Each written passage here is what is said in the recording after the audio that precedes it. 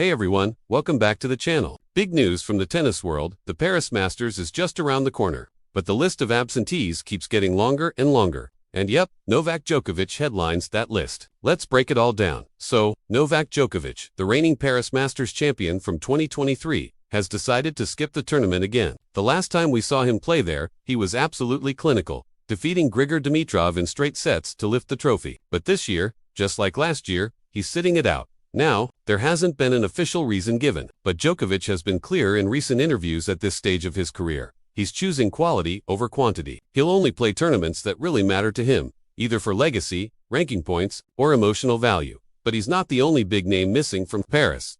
The list of withdrawals is starting to look like a who's who of top talent sidelined by injury or fatigue. Let's go through them. Jack Draper. British? No. Jack Draper was actually the first to withdraw. He ended his season right after the US Open because of a lingering left arm injury. A real shame, considering he reached a career-high ranking of World No. for earlier this year and was on track to qualify for the ATP Finals. Draper was supposed to be seeded 9th in Paris, but not anymore.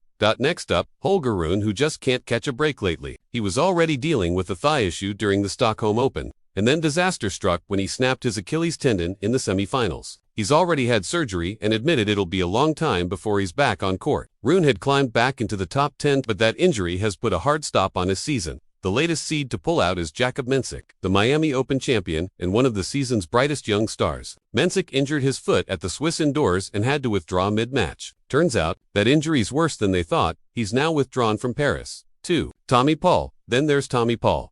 He hasn't played since the US Open. Struggling with a left foot injury of his own, he hoped to make a comeback in Paris, but it looks like that'll have to wait until next season. Former World No. 3. Tsitsipas has also been missing in action since the US Open. He's been dealing with a stubborn back injury that forced him out of Shanghai and Vienna. He tried to test his form at the Six Kings Slam exhibition, but it didn't go well, and now he's officially out of Paris.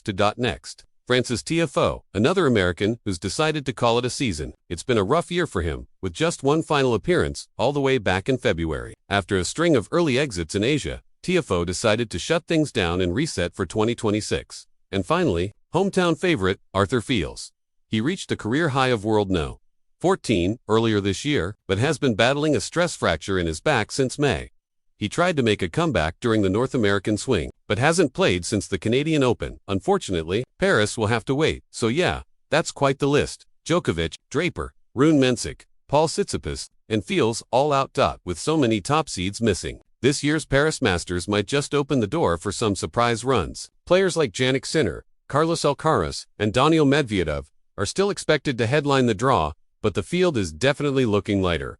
What do you guys think? Will Sinner continue his indoor dominance, or could someone unexpected take the crown in Paris this year? Let me know in the comments below, and don't forget to hit that like button if you're excited for the final Masters 1000 event of the season. Thanks for watching, and I'll see you in the next one.